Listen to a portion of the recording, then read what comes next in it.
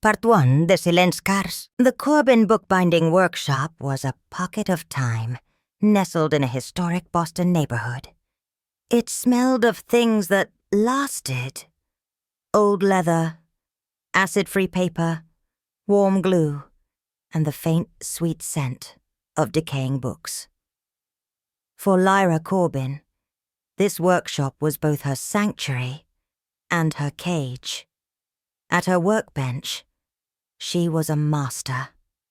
Her hands, nimble and sure, moved with a practiced grace as she stitched signatures, tooled gold leaf onto a leather spine, or marbled paper in swirling patterns of indigo and cream. Here, her talent was undeniable. But beyond her workbench, Lyra lived a life of careful concealment. Even in the warmth of the workshop, she always wore high-necked, long-sleeved shirts.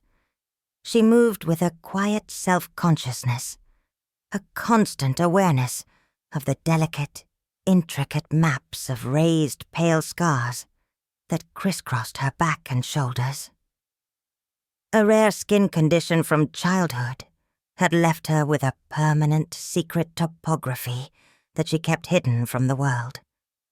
It was a part of her she had never shared, a vulnerability she protected with layers of cotton and silk. The workshop and the family business was now run by her older brother, Gideon. Where Lyra was a quiet craftsperson, Gideon was a loud merchant. He had the Corbin name, but not the Corbin hands. He spent his days on the phone, spinning tales of heritage and craftsmanship, while trying to land lucrative modern contracts. He saw the workshop not as a sanctuary for art, but as an underleveraged brand. One crisp autumn afternoon, he strode into the workshop, his face flushed with the thrill of a successful hunt. "I've landed it," he announced to his father, who was inspecting a newly restored 18th century atlas. "The collaboration with Sterling and Finch. They want an exclusive line of journals for their new flagship store." Sterling and Finch was a high-end fashion brand known for its minimalist, impossibly expensive aesthetic. It was a major coup. "They wanted something no one else has," Gideon continued, his voice full of self-congratulation. "Something unique, organic, with a story. I showed them the new design concept I've been developing." He unrolled a small swatch of buttery soft, camel-colored leather on the main work table. Embossed onto its surface was a beautiful, complex, abstract pattern. It was a web of fine, intersecting lines, some bold, some faint, branching and weaving in a way that was both chaotic and harmonious. It looked like an aerial view of a river delta, or the delicate tracery of veins on a leaf, or perhaps an ancient, undiscovered map. "I'm calling the collection Terra Incognita," Gideon said, puffing out his chest. "Unknown land, inspired by natural formations. It's the kind of high-concept narrative they love." His father murmured his approval, impressed by his son's commercial acumen. Lyra, standing nearby, looked at the pattern. A strange, inexplicable chill trickled down her spine. It was beautiful, yes, but it was also familiar. It stirred a feeling of deep unease, a sense of déjà vu for a place she'd never been. Gideon caught her looking. "What do you think, Lyra?" he asked, his smile wide. "The future of the Corbin brand. Right here."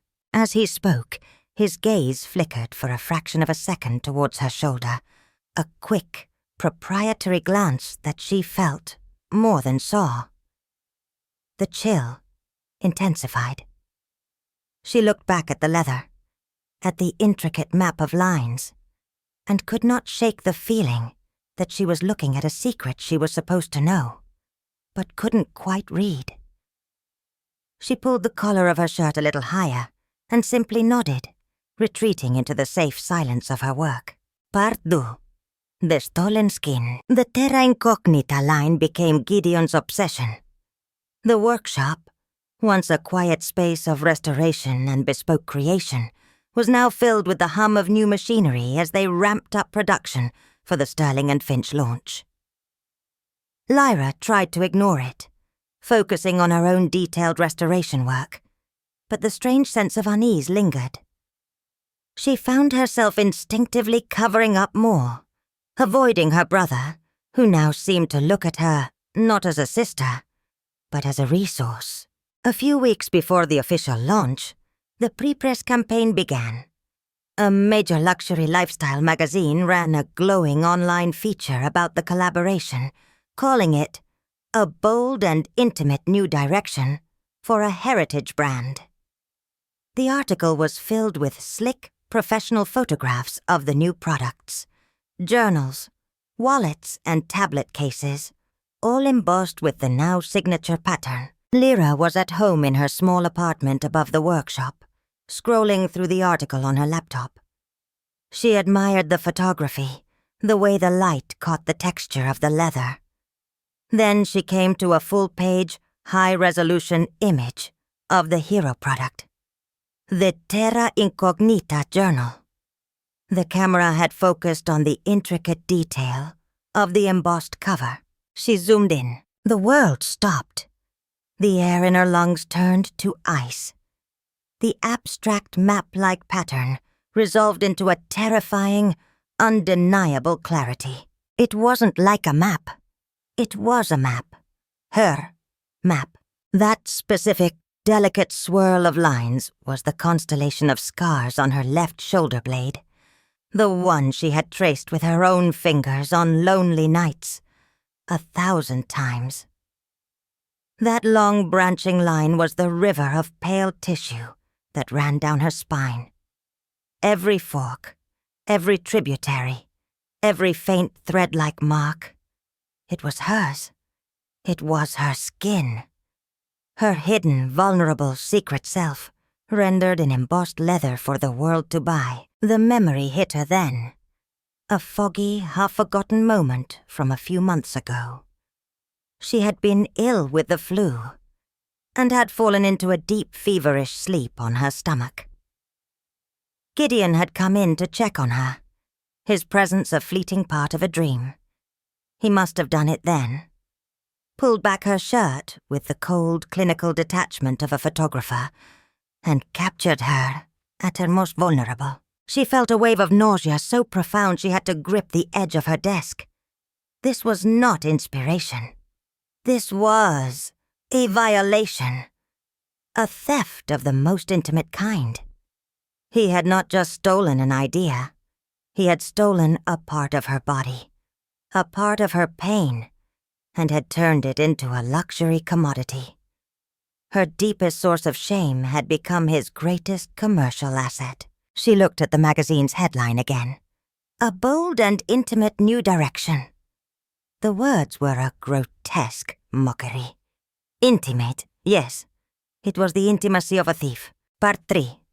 The Trail of Betrayal. The grief and shock of the discovery quickly hardened into a cold, diamond-hard rage. Lyra waited until well after midnight, until the sounds of the workshop and the city outside had faded to a low hum. The entire building was asleep. She slipped out of her apartment and down the back stairs to the workshop. The door to Gideon's office was locked, as she knew it would be. But she had spent her life working with delicate tools, a thin metal ruler, and a bit of practiced pressure, and the old lock clicked open. She didn't turn on the lights, using only the glow from her phone screen to navigate the room. His office was a monument to his ambition. Sales charts on the wall, marketing books on the shelves, a framed photo of him shaking hands with the CEO of Sterling and Finch. She went straight to his computer. His password was a pathetic cliché. Gideon 1. She clicked through the files, her heart pounding a dull, heavy rhythm against her ribs. She found it on an external hard drive, tucked away in a folder labeled simply Project TI. She opened the folder, and her breath caught in her throat. It wasn't just a few photos. It was a library. Dozens upon dozens of high-resolution, clinically lit images of her own back and shoulders. Some were wide shots. Others were extreme close-ups, capturing every faint, silvery line. They were organized into subfolders with names that made her feel sick. Upper spine ridge, left shoulder cluster, right flank delta. It was a digital butchering. She clicked on another folder and found the next step in the process. The raw photos had been imported into Adobe Illustrator. Here, her scars had been traced with cold digital precision, turned into clean, black and white vector graphics. They were no longer a part of her. They were assets, design resources, ready to be scaled, repeated, and embossed onto 1,000 different products. This was the final damning proof. This wasn't a one-time lapse in judgment, a misguided moment of inspiration.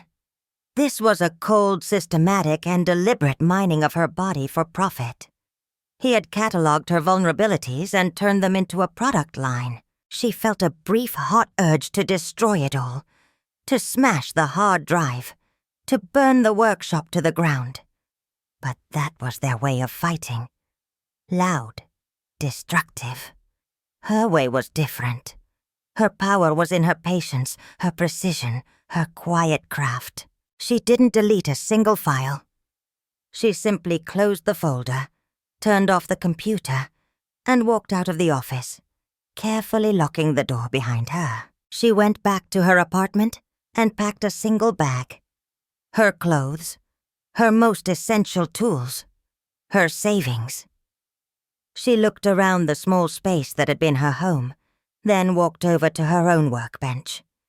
She took a small, beautifully bound, blank journal she had made for herself. On the first page, she wrote a single sentence. "I am not your territory." She left the journal on Gideon's pillow, where he would be sure to find it in the morning. Then, with her bag on her shoulder, she walked out of the building and into the pre-dawn stillness of the Boston streets. She didn't know where she was going. She only knew she was leaving the land of her father and her brother and heading for an unknown territory of her own. Part 4. Old ink, old paper. Lyra fled Boston and landed in Philadelphia, a city steeped in a different kind of history, one of revolution and reinvention. She found a small apartment and a quiet life, but the phantom limb of her family's betrayal ached constantly. She needed a purpose, a way to channel her meticulous, wounded energy. She found it in a dusty, cluttered shop in the city's old quarter, tucked away on a cobblestone street. The sign, its gold leaf faded and peeling, read, "Elias Vance and Son, Antiquarian Maps and Prints." The owner, Mr. Elias Vance, was a man who seemed to be made of the same materials as his shop.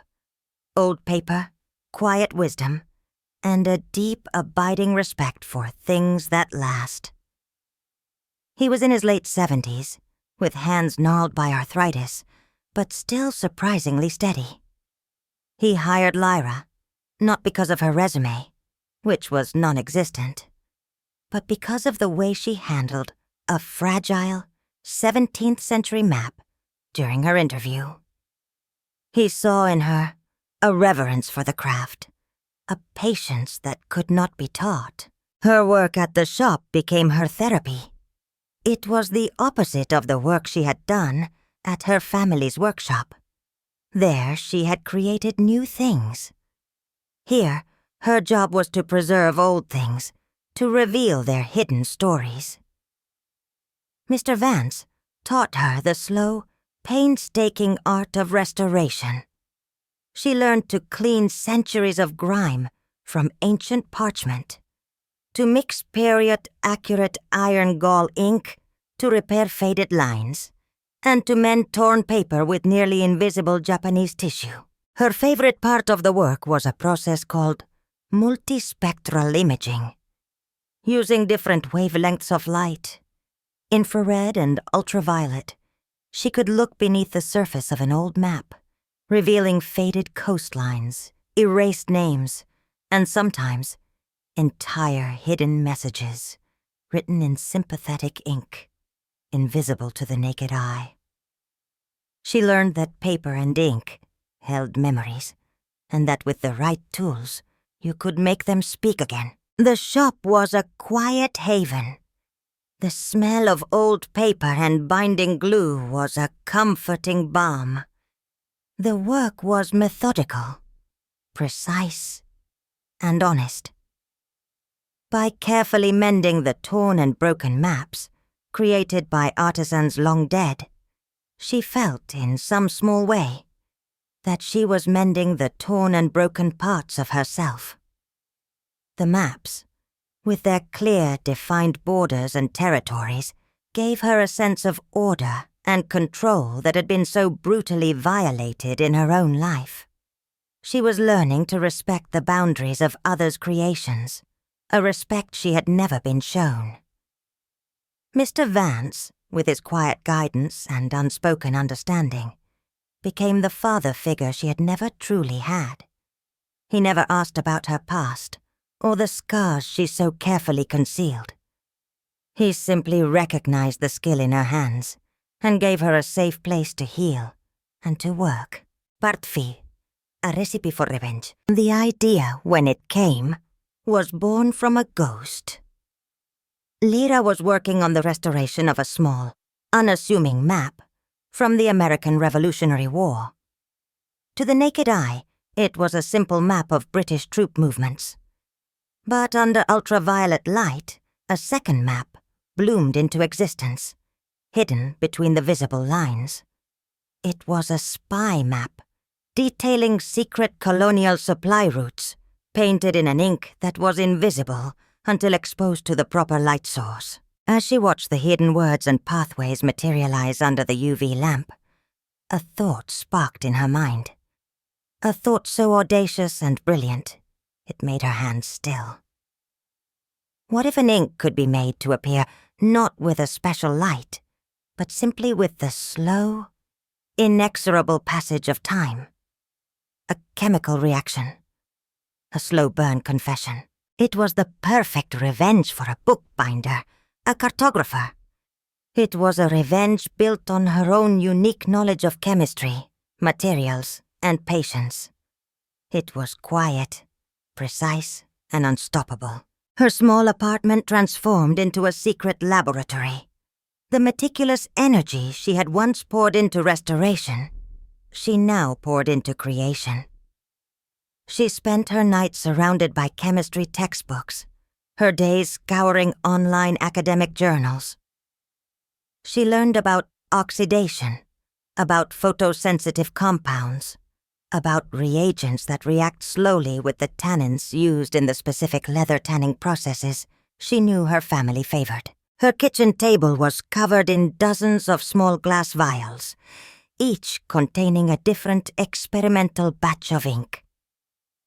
The process was one of painstaking trial and error. Some batches reacted too quickly, changing color in hours. Others failed to react at all. She needed a formula that was perfectly stable for months, only beginning its slow transformation under specific environmental triggers, ambient light and the slow off-gassing of the oils in the finished leather. Finally, after months of failures, she perfected it.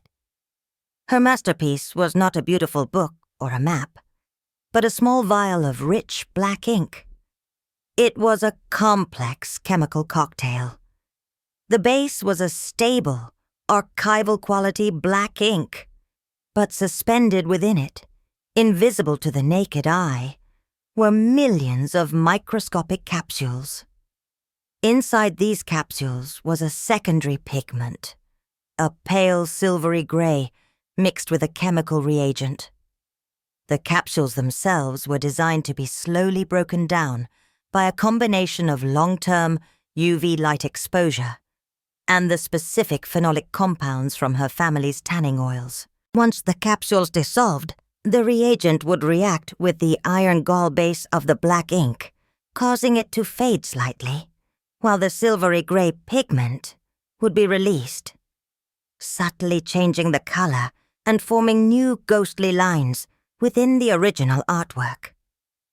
She had created a time-delayed, two-toned ink. She had created a chemical secret. She had bottled her revenge. Part 6. The Trapisette. A weapon so elegant required an equally elegant delivery system. Lyra knew she couldn't just sell the ink in a generic bottle. Her brother, Gideon, was a snob. He was a sucker for a good story, for anything that felt exclusive or artisanal, as it gave him a marketing angle. So, Lyra decided to create a brand. She spent a week designing the packaging. She sourced small, cork-stoppered glass bottles that looked like they had come from a 19th century apothecary. She designed a beautiful label on handmade paper using a classic serif font. She named the ink Florentine Black, and below the name, in smaller script, she added the words, "A lost recipe, rediscovered." It was the perfect bait.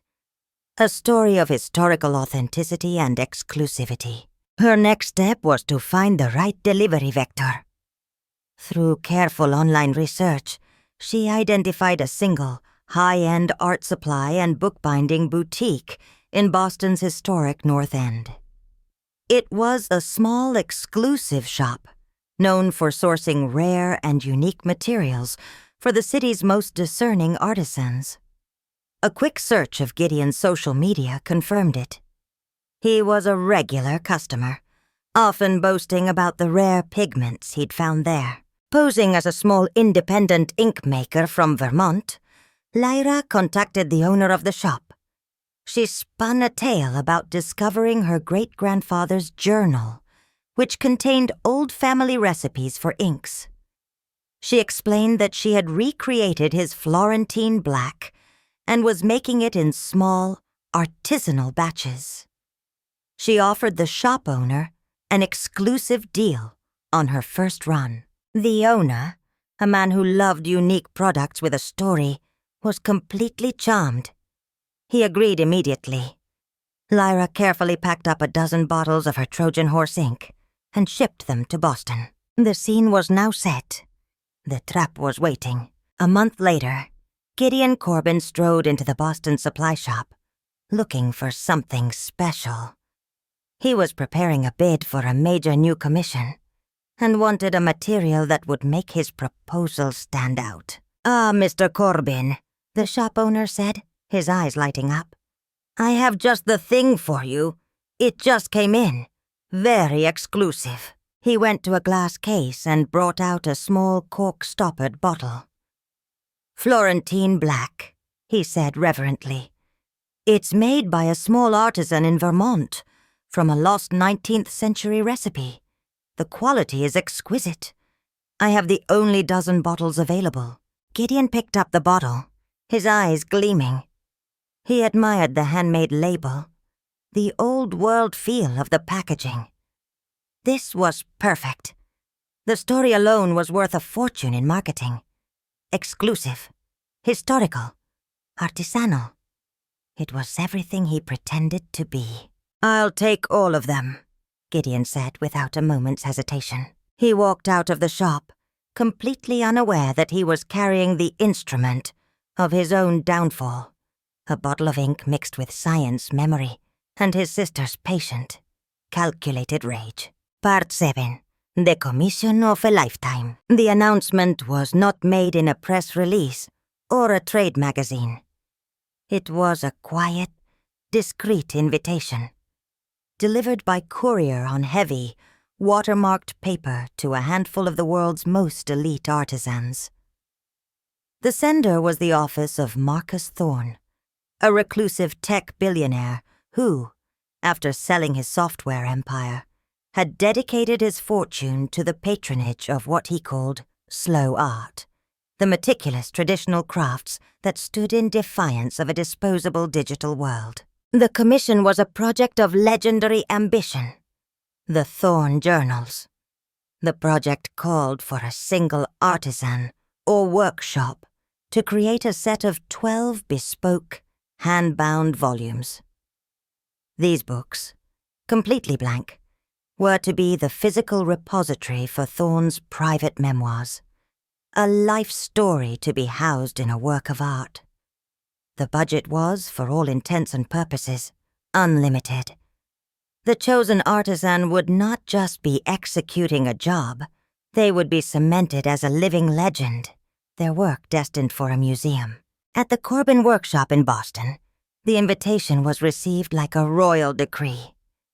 Gideon saw it as the ultimate validation, the final boss battle of the luxury craft world. Winning this wouldn't just be good for business. It would elevate the Corbin name into the stratosphere of heritage brands like Hermès or Loro Piana. "This is our moment," he announced to his father, his voice buzzing with ambition. "It's practically tailor-made for us." He was convinced that their Terra Incognita line was the key. What could be more perfect for a set of personal memoirs, he argued, pacing his office. A design based on the maps of life. It's a narrative that writes itself. Thorne will be unable to resist it. His father agreed. They poured all of their resources into creating a lavish, overwhelmingly beautiful proposal. It featured stunning new photographs of their leatherwork, a detailed history of the Corbin family's mostly fabricated generations of genius, and a poetic description of the terra incognita concept. It was a masterpiece of marketing. Meanwhile, in Philadelphia, Lyra saw the announcement on a small, exclusive online forum for bookbinders and conservators. Her heart began to pound a slow, heavy rhythm. The Thorne Journals. A project that valued legacy, storytelling, and the physical object above all else. It was a world she understood to her bones. She knew with a sinking certainty that her family would enter, and with the momentum from their Sterling and Finch collaboration, she knew they would almost certainly win. A quiet, sad anger simmered within her. They would win using her skin, her story, her pain. A thought, cold and clear, rose through the anger. She couldn't beat them with a better design. Their fame was too great. The competition was their stage. But if she couldn't win the stage, perhaps she could burn it down from the inside. Her plan, once a theoretical exercise in chemical revenge, now had a target. The most prestigious project in the world would be the canvas for her work. Parteit, the perfect bait. Gideon was obsessed with the Thorne proposal. He knew that, to win, every single element had to scream exclusivity. He couldn't just use their standard high-quality materials. He needed something more. He needed stories. "For the Thorne Journals," he announced to his father and their small design team. "Every component must have a unique provenance. The leather from a specific, small-batch tannery in Italy. The paper, hand-milled, from a single estate in France. And the ink has to be special." This quest for uniqueness sent him on a tour of Boston's most exclusive and obscure suppliers. It was this hunt that led him, inevitably, back to the small, high-end art and bookbinding supply shop in the North End. the shop where a particular dozen bottles of ink were patiently waiting for him. When he walked in, the owner greeted him like an old friend. "Mr. Corbin, always a pleasure. Looking for something special today?" "Always," Gideon said with a confident smile. "I'm working on a bid for a major commission. Something that requires a legend. I need an ink with a story." The owner's eyes lit up as if on cue. "Ah," he said, lowering his voice conspiratorially. "I have just the thing. It came in last month. I've been saving it for a true connoisseur." He went to a glass display case, a cabinet reserved for his most precious items, and brought out a small cork-stoppered bottle. The label was a beautiful, intricate drawing. The font classic and elegant. "Florentine Black," the shop owner said reverently. "It's made by a tiny one-woman operation up in Vermont. She claims she rediscovered the recipe in her great-grandfather's journal. A 19th century formula from Florence. She only made 24 bottles. I have the only dozen available for sale in the country." Gideon picked up the bottle, his heart beginning to race.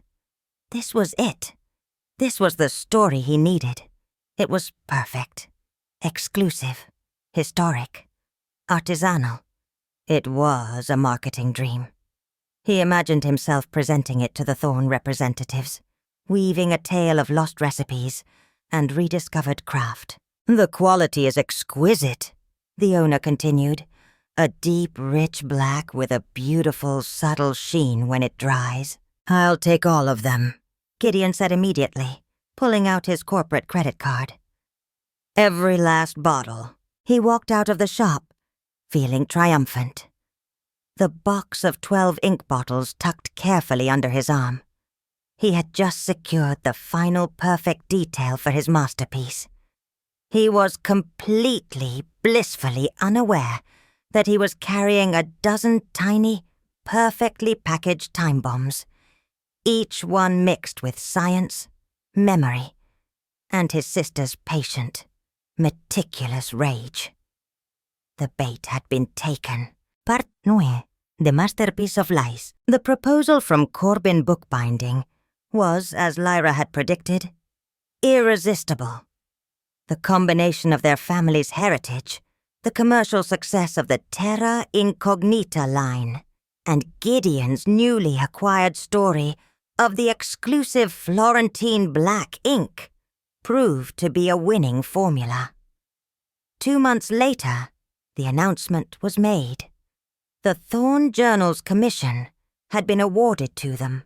Gideon and his father celebrated with vintage champagne, toasting to the future of the Corbin legacy. Their workshop, already busy, kicked into high gear. The project would take 6 months of dedicated, painstaking work. The creation of the 12 journals was a symphony of craftsmanship. The finest calfskin leather was sourced from a small tannery outside Florence. The paper was custom milled in France. The book blocks were sewn by hand with Irish linen thread. Every stage was documented by a professional photographer, creating a visual narrative of bespoke excellence for future marketing. The centerpiece of the work was the covers. One by one, the supple leather covers were carefully embossed with the intricate patterns of Lyra's scars. The lines and whorls of the Terra Incognita design, once a symbol of her secret pain, were now pressed permanently into the skin of what would be their greatest triumph. The final decorative stage was the filigree work. An artisan, one of the most skilled in the workshop, was tasked with the job.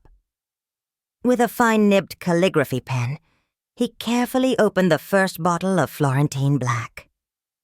The ink was rich and smooth.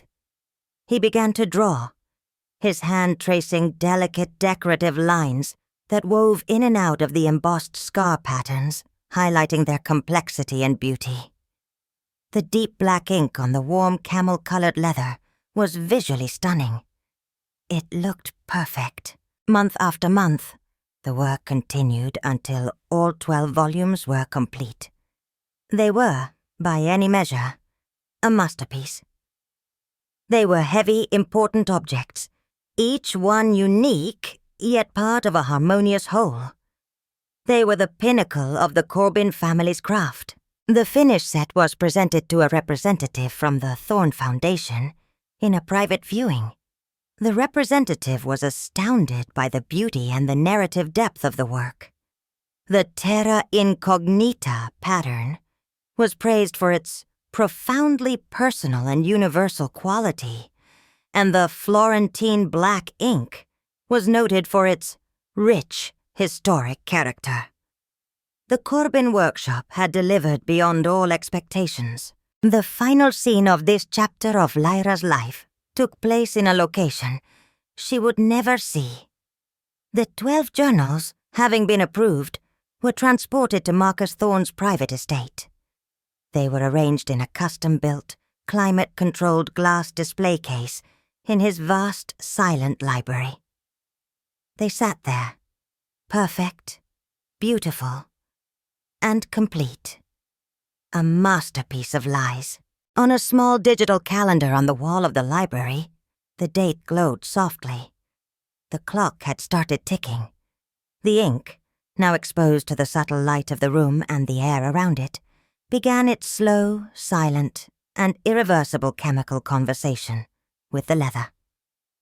The trap, so carefully set, was now armed and patiently waiting. Part 10. The twist.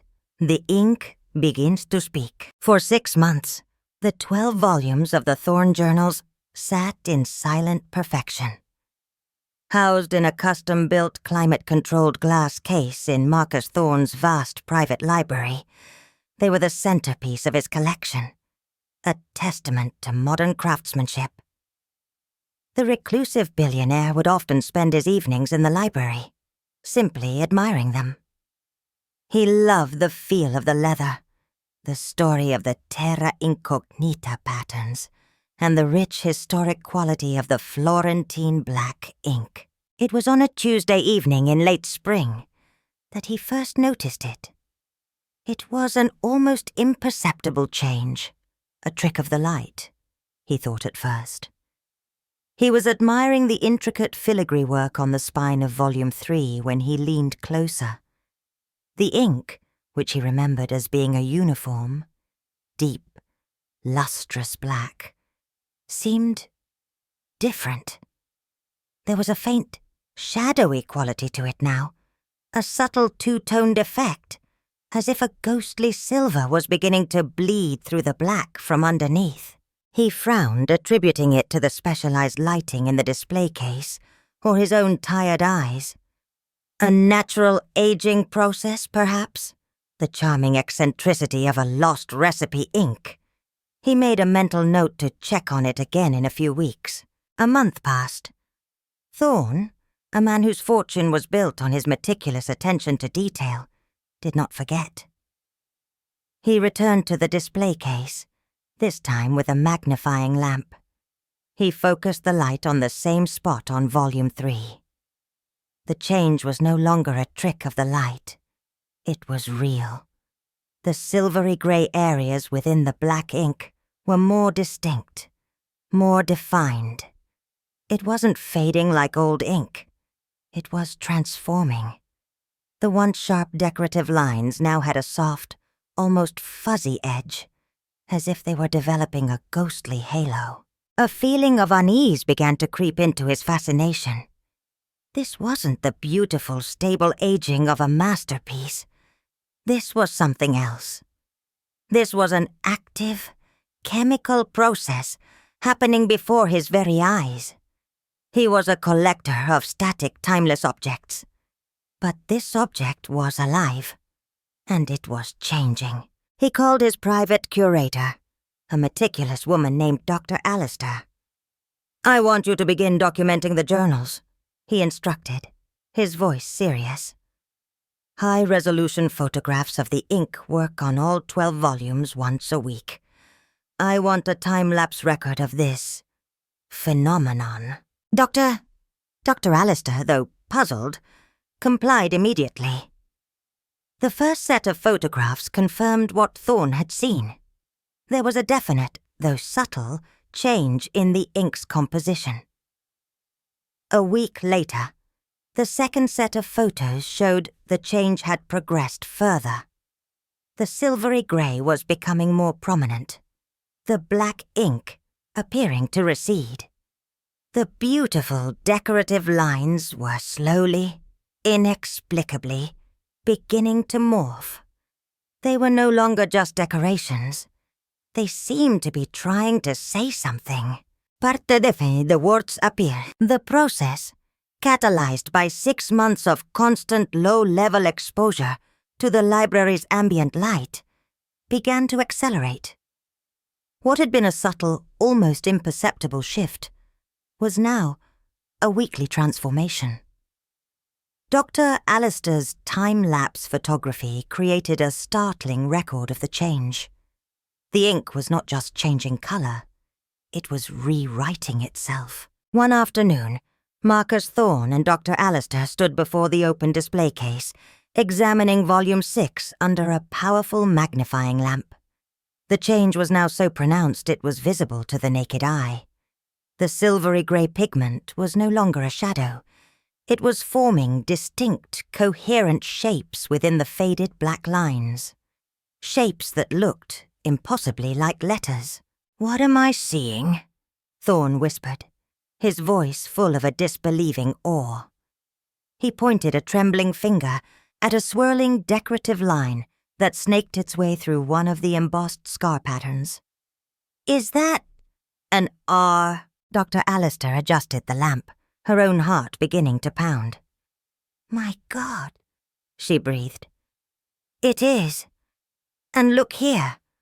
An O." They moved with frantic energy, pulling out the other volumes, laying them side by side on the massive library table. It was a puzzle, a cipher spread across 12 books. They began to piece it together. The ghostly silver letters were emerging from the decorative filigree, weaving through the maps of Lyra's skin. On the spines of the first 5 volumes, they pieced together a name, Lyra, Corbin. Thorne stepped back from the table as if he'd been struck. Lyra Corbin, the daughter, the quiet background figure he had vaguely heard about, the one who had left the family business years ago. Then they looked at the cover of the central volume, Volume 6. Here, the longest sentence had formed. A clear, elegant, and devastating statement, written in shimmering ghostly silver against the fading black. "My skin is not your story." The truth of the masterpiece was finally revealed. This was not a collection of journals. It was a confession. The beautiful abstract patterns of terra incognita were not inspired by nature. They were the literal scars of a wounded daughter. The historic Florentine ink was not a lost recipe. It was a medium for a hidden message. The entire project, the pinnacle of the Corbin family's success, was a monument to their most profound betrayal. Marcus Thorne, a man who had built an empire on logic and code, felt a chill run down his spine. He was not angry. He was horrified and utterly, completely captivated. He had commissioned a work of art, but he had received a work of vengeance, delivered with a genius that was almost supernatural. He, the world's most private collector, had become the keeper of the world's most public secret. He looked at the journals, at the ghostly words shimmering on the leather. His next call was not to the Corbins. It was to the director of the world's leading art forensics laboratory. "I have something you need to see," he said, his voice low and intense. "It appears one of my recent acquisitions is telling a story I did not commission, and I believe it wants the world to listen."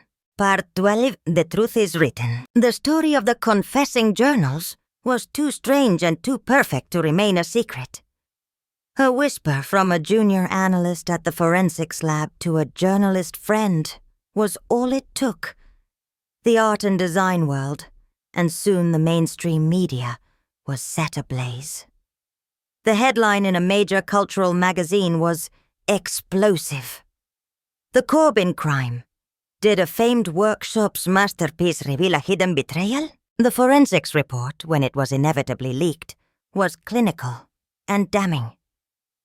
"This is not age or accident," the lead scientist wrote. "This is a masterpiece of chemical engineering.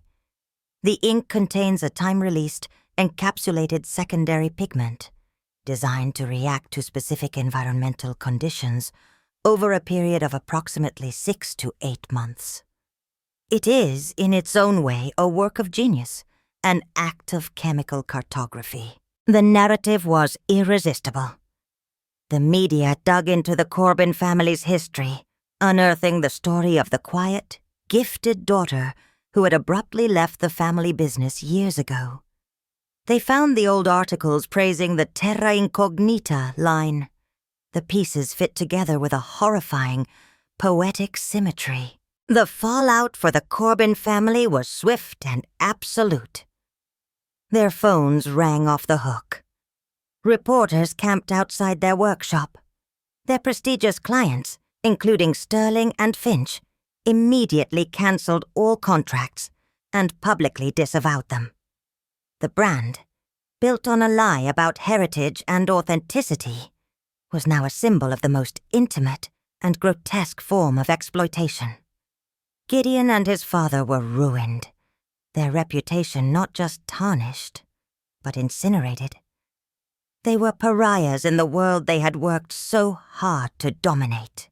Far away in Philadelphia, Lyra sat at her workbench in the quiet map shop.